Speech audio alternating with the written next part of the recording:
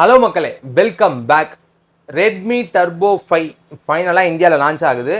இதில் என்ன அப்படின்னா, போக்கோ X8 ப்ரோவில் இருக்க மொத்தமே மாற்றிருக்காங்களா அப்படின்னு கேட்கும்போது, நாங்கள் பேட்டரியை மொத்தம் மாற்றி ஒரு ஃபோனை லான்ச் பண்ணணும்னு சொல்லிட்டு தான் ரெட்மிலேருந்து லான்ச் பண்ணியிருக்காங்க. ஆக்சுவலாக நான் யூஸ் பண்ணுறது வந்து ரெட்மி டர்போ 4 ப்ரோ. ஒரு ரெட்மி டர்போ சீரியஸ் யூஸராக இந்த வீடியோவை நான் மேக் பண்ணுறேன். பிகாஸ் என்கிட்ட டர்போ 5 கிடையாது. நான் போக்கோ X8 ப்ரோ யூஸ் பண்ணியிருக்கேன். ஸோ இதெல்லாம் வச்சு என்னோட ஒப்பீனியன் தான் இங்கே நான் ஷேர் பண்ண போகிறேன்.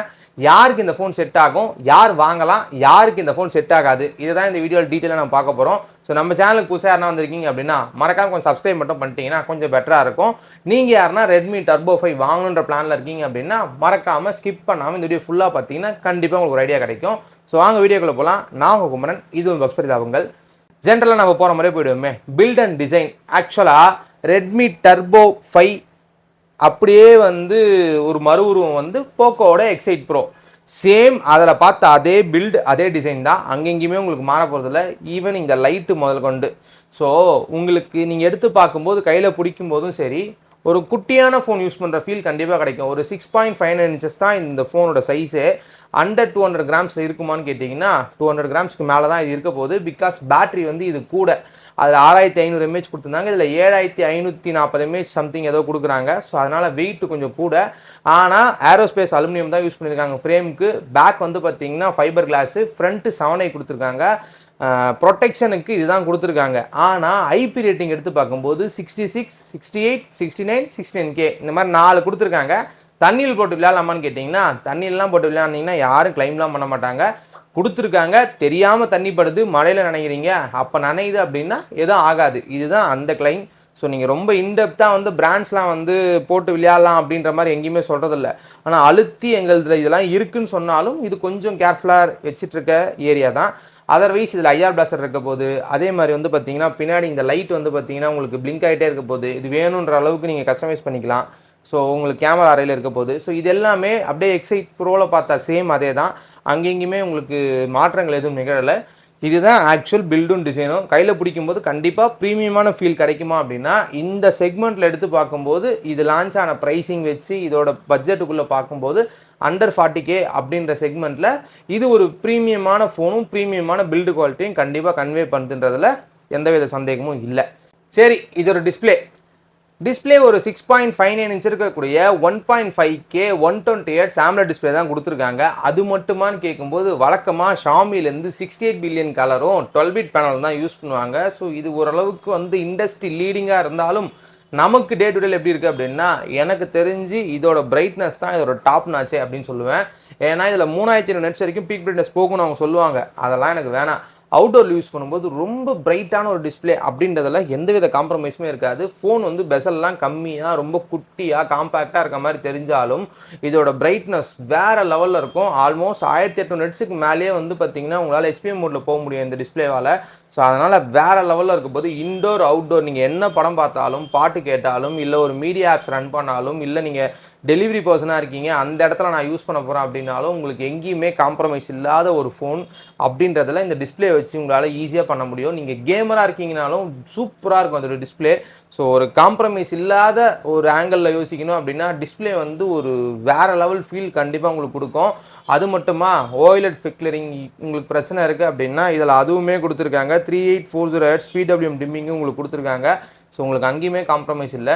ஸோ ஒரு கம்ப்ளீட் பேக்கேஜாக தான் இந்த ஃபோன் இருக்க போது. சேம் X8 ப்ரோலையும் இதெல்லாம் இருந்துச்சு, அதே தான் இங்கேயும் கொடுத்துருக்காங்க. உங்களுக்கு அந்த இடத்துல எந்த பிரச்சனையும் இல்லை. இதோட பிரைட்னஸ் நீங்கள் இதை விட காசு அதிகமாக கொடுத்து வாங்குற ஃபோனை கம்பேர் பண்ணும்போதும் உங்களுக்கு இந்த ஃபோனோட பிரைட்னஸ் நல்லாயிருக்கும். இந்த டிஸ்பிளே அந்தளவுக்கு நல்லாயிருக்குன்னு சொல்ல வரேன், வேறு எதுவும் இல்லை. நீங்கள் என்ன பண்ணாலும் என்ன பார்த்தாலும் டால்பி விஷன் சப்போர்ட் பண்ண போது, HDR10+ சப்போர்ட் பண்ண போது, நெட்ஃப்ளிக்ஸ், அமேசான் பிரைம், யூடியூப் என்ன பண்ணாலும் எந்த ஸ்ட்ரீமிங் பிளாட்ஃபார்மில் எது பார்த்தாலும் சூப்பராக இருக்க போகுது. Display top notch. இதோட பர்ஃபார்மன்ஸ் ஆக்சுவலாக இதோட பர்ஃபார்மன்ஸ் Dimensity 8500 அல்ட்ரா கொடுத்துருக்கேன் அப்படின்னு சொல்கிறாங்க. எப்படி இருக்கும் இதோட டே டு டே யூசேஜில் அப்படின்னா ஆல்ரெடி என்கிட்ட போக்கோ X7 ப்ரோவில் 8400 தான் யூஸ் பண்ணிகிட்ருக்கோம் அல்ட்ரா.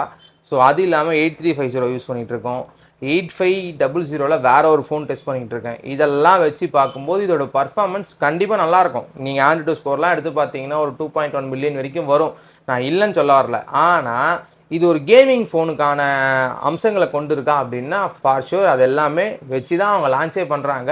ஸோ நீங்கள் ஒரு 1 hour கேம் விளையாட போகிறீங்க அப்படின்னா சூப்பராக இருக்கும். உங்களுக்கு அங்கேயுமே காம்ப்ரமைஸ் இருக்க போகிறதில்ல. X7 ப்ரோலே சூப்பராக இருந்துச்சு கேமிங். ஸோ X8 ப்ரோவில் வந்து சொல்லவா வேணும், X7 ப்ரோக்கும் X8 ப்ரோக்குமே வந்து பெரிய வித்தியாசம் இல்லை. அந்த அளவுக்கு தான் வந்து பார்த்திங்கன்னா அந்த ஃபோனே இருந்துச்சு. அதாவது நான் சொல்கிறது பர்ஃபார்மன்ஸ் பேஸில் ஜிபியூவில் மட்டும்தாங்க அந்த 8400 அல்ட்ராக்கும் 8500 அல்ட்ராக்குமே வித்தியாசமே. ஸோ அந்த மாதிரி யோசிக்கும்போது உங்களுக்கு ஃபார் ஷூர் பர்ஃபார்மன்ஸில் உங்களுக்கு எந்த பிரச்சனையும் இருக்க போகிறதில்ல. சப்போர்ட் பண்ணுறதுக்கு ஹைப்பர் OS 3 கண்டிப்பாக இருக்க போகுது. ஒரே ஒரு பஞ்சாயத்து என்னென்னா, இது அவுட் ஆஃப் த பாக்ஸ் வரதுனால அந்த பஞ்சாயத்து இருக்க போகிறதில்ல. லாங் டேர்மில் யோசிக்கும் போது அப்டேட் பண்ணால் பிரச்சனை வருமான்ற ஒரு கேள்வி இருந்துச்சுன்னா ஃபார் ஷூர் பிரச்சனை வரும், வராதுன்னு சொல்ல முடியாது. ஆனால் இப்போ ரீசெண்டாக ரிலீஸ் ஆன ஹைப்பர் OS 3.0.301 இது வந்து பார்த்திங்கன்னா ஓரளவுக்கு நல்லா இருக்குது. நான் டெஸ்ட் பண்ணிகிட்டு இருக்கேன். அந்த வீடியோ தனியாக நமக்கு வரதான் போகுதுன்னு வச்சுக்கோங்களேன். ஒரு 2 மொபைல் அப்டேட் பண்ணிட்டு டெஸ்ட் பண்ணிகிட்ருக்கோம். ஸோ எனக்கு தெரிஞ்சு அந்த நம்பரில் வந்து நல்லா இருக்குது அந்த OS. ஆனால் வந்து இதுக்கப்புறம் வர நம்பரில் வந்து எப்படி இருக்குன்னு எனக்கு தெரில. அதெல்லாம் நம்ம பார்த்து தாங்க இன்றைக்கி வந்து எல்லாத்தையும் பண்ண வேண்டியதாக இருக்குது. பட் ஹைப்பர் OS பஞ்சாயத்து தான். பர்ஃபார்மன்ஸ் நல்லா இருக்குமா நல்லா இருக்காதா அப்படின்னா ஃபார் ஷூர் நல்லா தான் இருக்கும். நீங்கள் என்ன பண்ணாலும் என்ன செஞ்சாலும் இந்த ஃபோன் சூப்பராக இருக்க போகுது. ரொம்ப ஸ்மூத்தான ஒரு எக்ஸ்பீரியன்ஸ் கண்டிப்பாக இந்த ஃபோனில் கிடைக்க போகுது. ஸோ நீங்கள் ஒரு ஆப் ஓப்பனிங் க்ளோசிங்காக இருக்கட்டும், இல்லை ஒரு கேமராக இருந்தாலும் சரி, மல்டி டாஸ்கிங் பண்ண போகிறனாலும் சரி, இல்லை என்ன மாதிரி வந்து நிறைய ஃபோன் பேசுவேன், பாட்டு கேட்பேன், மல்டிமீடியா யூஸராக இருந்தாலும் சரி, நீங்கள் என்ன பண்ணாலும் என்ன செஞ்சாலும் இந்த ஃபோன் பர்ஃபார்மன்ஸில் ரொம்ப சூப்பரான எக்ஸ்பீரியன்ஸ் கொடுக்கும். அவுட் ஆஃப் த பாக்ஸில் ஹைப்பர் OS 3 வரதுனால அதுவுமே உங்களுக்கு பஞ்சாயத்து இல்லாமல் ஓரளவுக்கு நல்ல பர்ஃபார்மன்ஸையும் நல்ல ஸ்மூத்தான ஒரு எக்ஸ்பீரியன்ஸையும் கண்டிப்பாக டெலிவரி பண்ணும். அங்கே எங்கேயும் பிரச்சனை கிடையாது. அப்டேட் மட்டும் பண்ணுமா வேணாம்ன்றதை பார்த்து முடிவு பண்ணி அதுக்கப்புறமா அப்டேட் பண்ணிக்கோங்க. 1க்கு 100 வாட்டி செக் பண்ணிவிட்டு அப்டேட் பண்ணுங்கள் ஹைப்பர் OS மட்டும். ஏன்னா இவன் ஃபியூச்சர்ஸ் கொடுக்குறதுனாலும் பரவாயில்ல, நிறைய பிரச்சனைகளை தான் கொடுப்பான். அதனால் அதை மட்டும் நீங்கள் பார்த்துக்குங்க. பர்ஃபார்மன்ஸ் வைஸ் உங்களுக்கு காம்ப்ரமைஸ் இருக்க போதில் பெஸ்ட் இன் கிளாஸ் பர்ஃபார்மன்ஸ் கண்டிப்பாக இந்த செக்மெண்ட்டுக்குள்ளே நம்ம எதிர்பார்க்கலாம். நெக்ஸ்ட் இதோட கேமரா பற்றிலாம் பெருசாக ஒன்றும் பேசுறதுக்குள்ள ஒரு 50, ஒரு 8, ஃப்ரண்ட் ஒரு 20. அந்த 20 ஷாமியில் ரொம்ப பழைய சென்சார். ரெட்மியில் நிறைய ஃபோனில் அந்த 20 MB பார்த்துருப்பீங்க. ஸோ பேக் 50 + ஒரு 8. இது வந்து 50 வந்து ஓரளவுக்கு நல்லாயிருக்கும். 8 வந்து இந்த இடத்துல தண்டகரமாக வந்துடும்.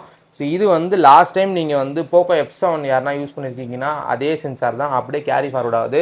Even X8 Pro, X8 Pro Max இந்த மாதிரி எல்லா ஃபோன்லேயுமே இதே சேம் செட்டப் தான் இருக்க போகுது. அங்கே எங்கேயுமே வந்து உங்களுக்கு காம்ப்ரமைஸே இல்லாமல் தெளிவாக அடிக்கிறாங்க. ஸோ நீங்கள் ஒரு கேமரா யூஸராக இருக்கீங்க அப்படின்னா இந்த ஃபோன் கண்டிப்பாக உங்களுக்கு செட் ஆகாது. கேமிங் டிவைஸில் கேமரா ஓரளவுக்கு மட்டமாக தான் இருக்கும் அப்படின்றது நமக்கு தெரிஞ்ச கதை தான். அதே தான் இங்கேயும் பண்ணியிருக்காங்க. ப்ரைமரி வச்சு ஃபோட்டோ எடுக்கலாம், ப்ரைமரி வச்சு வீடியோ எடுக்கலாம். ஆனால் 4K 60 ப்ரைமரியில் மட்டும் தான் சப்போர்ட் பண்ணோம். அதுவுமே SDR10+லேயும் வீடியோ எடுக்க முடியும். பட் அதோட வீடியோவோட கிளாரிட்டி அண்ட் குவாலிட்டி எப்படி இருக்கும் அப்படின்னா அது கொஞ்சம் முன்ன பின்னா இருக்கும். ஃபோட்டோ எடுத்திங்கன்னா ஒரு பேசிக்கான ஒரு ஃபோட்டோ எடுக்க போகிறீங்க அப்படின்னா உங்களுக்கு பிரச்சனை இருக்காது. அல்ட்ரா இல்லை அதே மாதிரி தான். ஃப்ரண்ட்டு செல்ஃபியுமே ஓரளவுக்கு நார்மலாக இருக்குமே தவிர ஆஹா ஓஹோன்ற அளவுக்குலாம் இருக்காது. பிகாஸ் இந்த ஃபோனில் சேம் அதே டிட்டோ சென்சார் அதே தான் யூஸ் பண்ணியிருக்காங்க. அதனால் நீங்கள் வந்து இது ஒரு விஷயம் வந்து பார்த்துக்கணும். சரி, இதோட பேட்ரி ஆக்சுவலாக இதோட பேட்ரி தான் வந்து இன்க்ரீஸ் பண்ணியிருக்காங்க. கூட சப்போர்ட் பண்ணுறதுக்கு 100 வாட் ஹைப்பர் சார்ஜர் யூஸ் பண்ணியிருக்கேன் அப்படின்றது அவங்க கிளைம். பேட்ரி வந்து நமக்கு இந்தியாவில் லான்ச் ஆகும்போது 7540 இதில் தான் லான்ச் ஆகுது. ஆனால் X8 ப்ரோவில் 6500 mAh கூட ஒரு 1000 mAh வருதா, 1000 mAh. இதனால எதனா பேட்டரி லைஃப் மாறுமா அப்படின்னா போக்கோ F7 இதை விட 20 mAh கூட வரும். ஆனால் பேட்டரி லைஃப் ஒரு நாள் தான் வரும். நீங்கள் பேட்டரி லைஃப் இன்க்ரீஸ் ஆக ஆப்டிமைசேஷனில் கோட்டை விட்றாங்களோன்ற ஒரு சந்தேகம் எனக்கு இருக்குது. ஏன்னா இவங்க சொல்கிற மாதிரி 2 நாள் 3 நாள்லாம் பேட்டரி லைஃப் வரதில்லை. நீங்கள் 10,000 mAh கொடுத்தாலும் ஒரு நாள்லேருந்து 1.5 நாள் சாலிடாக வருது. 6000 mAh கொடுத்தாலும் ஒரு நாள்லேருந்து 1.5 நாள் சாலிடாக வருது. சாம்சங் 5000 mAh வச்சுக்கிட்டு 1லேருந்து 1.5 நாள் சாலிடாக கொண்டு போகிறான்.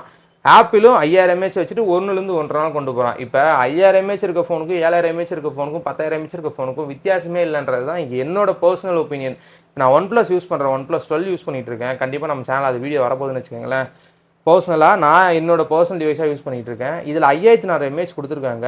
இத்தனைக்கும் இது 94% தான் பேட்டரி ஹெல்த் இருக்குது. சாலிட் 2 நாள் வருது இந்த ஃபோன் எனக்கு. ஸோ இது வெறும் 5400 mAh. இதுதான் விஷயமே. ஆப்டிமைசேஷன்ன்ற ஒரு விஷயத்தில் வந்து எல்லாரும் கோட்டை விட்டுறாங்க பேட்டரி mAh கொடுத்துட்டு.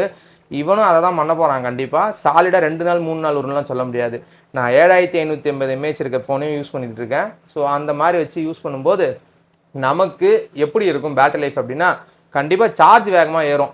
உங்களுக்கு ஒரு மணி நேரம் 15 நிமிஷத்தில் சார்ஜ் ஃபுல்லாகிடுன்னு வச்சுக்கோங்களேன். அதுவுமே ஷாமியில் சினாரியோ பேஸ் பண்ணி தான் ஃபாஸ்ட்டாக ஏறுமே. நீங்கள் ஏசி ரூமில் போட்டிங்கன்னா ஒரு மாதிரி ஏறும், அவுட்டோரில் போட்டிங்கன்னா ஒரு மாதிரி ஏறும், டெம்பரேச்சர் பேஸ் பண்ணி நீங்கள் யூஸ் பண்ணிட்டு இருக்கீங்க, இப்போ ஃபோன் யூஸ் பண்ணிக்கிட்டே நான் வந்து சார்ஜ் போடுறேன் அப்படின்னா ரொம்ப ஸ்லோவாகிடும். இந்த மாதிரி பேஸ்ட் ஆன் சினாரியோ தான். இது 1.25 மணி நேரத்துலேருந்து 1.25 மணி நேரம் வரைக்குமே வெரி ஆகும் இந்த சார்ஜரை வச்சு நீங்கள் சார்ஜ் போடும்போது. பட் நீங்கள் ஆவரேஜ் டைம் எடுத்திங்கன்னா 1 மணி நேரம் 10 நிமிஷத்துலேருந்து 1 மணி நேரம் 1/4 மணி நேரம் உங்களுக்கு சினாரியோ கரெக்டாக இருக்குது அப்படின்னா சார்ஜ் ஃபுல்லாக இடம்னு வச்சுக்கோங்களேன்.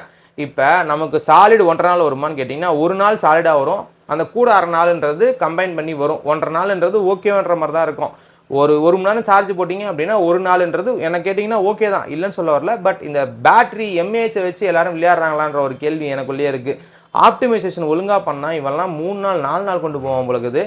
சாம்சங்லாம் இன்றைக்குமே அதான் சொல்கிறேனே, Samsung, apple, pixel, one plus இவங்கெல்லாம் நல்லா பண்ணுறாங்க இந்த இடத்துல. பட் இவங்க ஏன் கோட்டை விட்றாங்க அப்படின்ற ஒரு கேள்வி இருக்குது. 10,000 mAh ரியல்மியுமே இப்போ ரீசெண்ட் டைம்ஸில் யூஸ் பண்ணும்போது அப்டேட்டில் சொதப்பி வச்சுருக்காங்க. அதுவுமே ஒரு நாள் தான் வருது சார்ஜ். 10,000 mAh வச்சுட்டு ஒரு நாள் தான் வருது. ஸோ அந்த மாதிரி யோசிக்கும் போது எல்லாருமே பேட்டரி விளையாடாதாமல் ஆப்டிமைசேஷனில் கொஞ்சம் அளவுக்கு நல்லா பண்ணிங்கன்னா கொஞ்சம் நல்லா இருக்கும்ன்றது தான் என்னோட ஒப்பீனியன். ஸோ பேட்டரி லைஃப் இப்படி தான் இருக்கும். நீ ஆக்சுவலாக இந்த ஃபோன் யாருக்கு லான்ச் பண்ணாங்க அப்படின்னு யோசிக்கும்போது இந்த ஃபோன் ப்ரைஸ் ப்ராக்கெட் 40Kக்குள்ளே வருது. ஸோ 40,000 நீங்கள் ஒரு பர்ஃபார்மன்ஸ் மட்டும்தான் வேணும் அப்படின்னா தாராளமாக ரெட்மிலேருந்து ஒரு ஃபோன் வேணும் அப்படின்னா கன்சிடர் பண்ணிக்கலாம். பட் கேமரா கண்டிப்பாக நல்லா இருக்காது, ஆவரேஜ் தான்.